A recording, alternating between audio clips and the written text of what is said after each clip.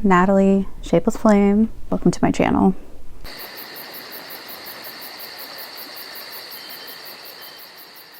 My introduction to David Lynch was the movie Lost Highway when I was in high school.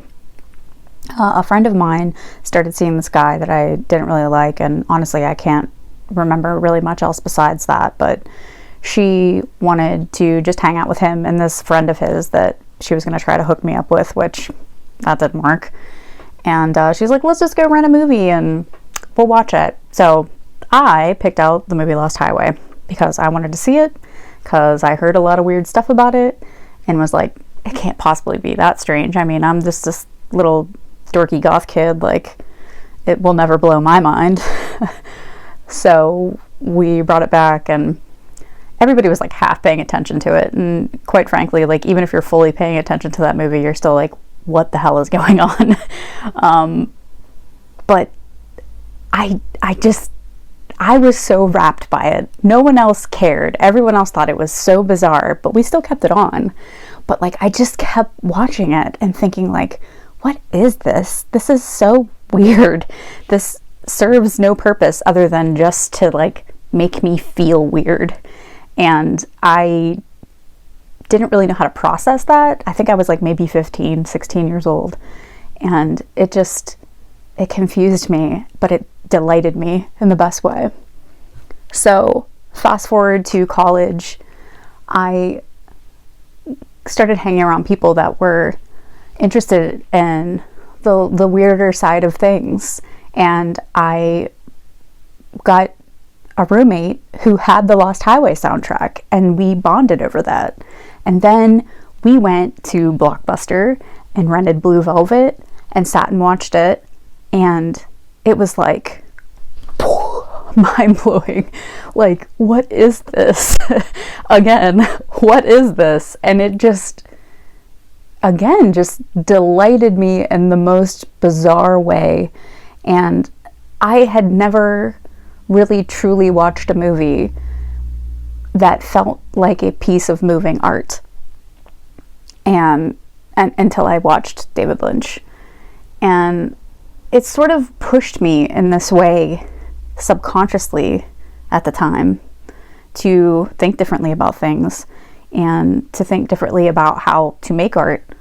And I mean, I spent so much of college finding out who I was and what I stood for, and movies like that were the backdrop to it, and they don't explain anything. And when you're that age, nothing is concrete. I mean, I'm 40 now and still nothing is concrete, but I at least am a little bit more aware of who I am.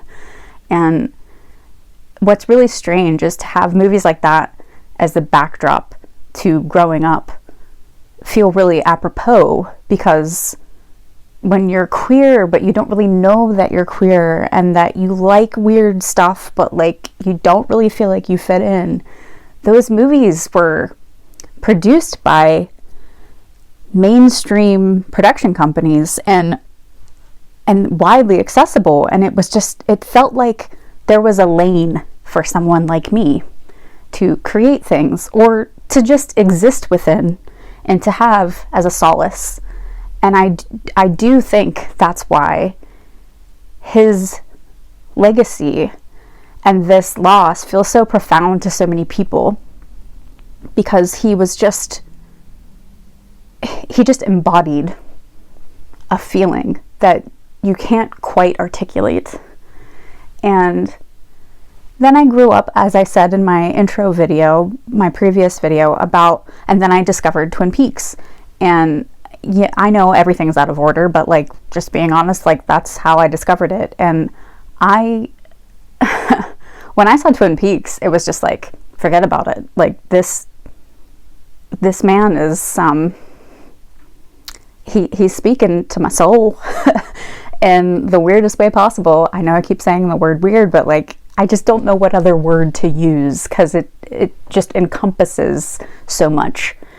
And Twin Peaks also took this idea that was explored in Blue Velvet and, in other films that, like Mulholland Drive, that of like that underbelly, that things are so beautiful and pristine, but like you just turn the rock over and there's all these creepy crawlies. And I have always loved that narrative, like to be able to explain things in that way.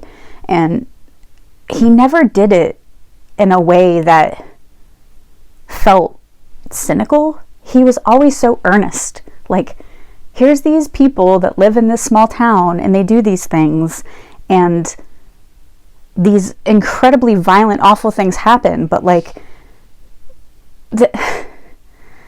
they exist simultaneously.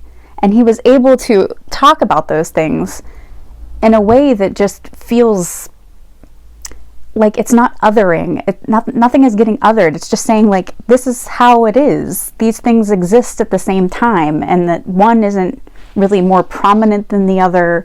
And obviously these evil things that are happening are bad, but you can still have whimsy, and it's really hard to, again, it's really hard for me to articulate that dichotomy and like how it made me feel when I watched Twin Peaks.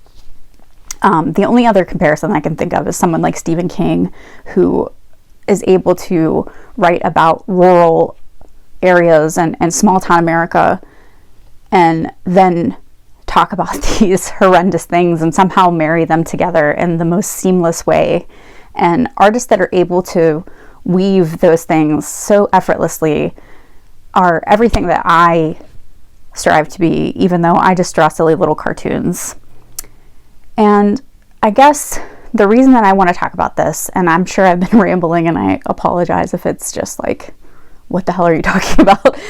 But I feel like it is so important for artists, especially now, to like truly embrace that duality and that fearlessness and that earnestness, and to just be like, I don't care if this makes you uncomfortable. I don't care if you don't understand this. This is the truest expression of me. I am exploring the deepest shadows of myself, but I also just want to go to the diner and eat a really good piece of pie and have a cup of coffee. Like, these two things exist within me, and that is art. That is art in its truest form. You don't have to make the weirdest art. You don't have to make subversive art. You just have to be able to communicate what you're feeling in the most honest way possible. And like, F the rest of them. You know what I mean?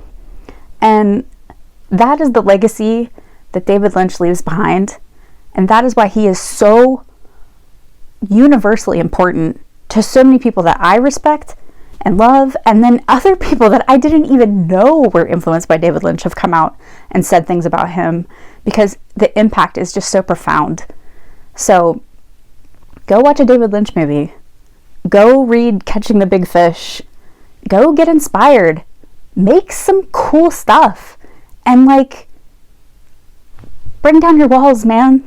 Like, his spirit is everywhere now. And we need to honor that.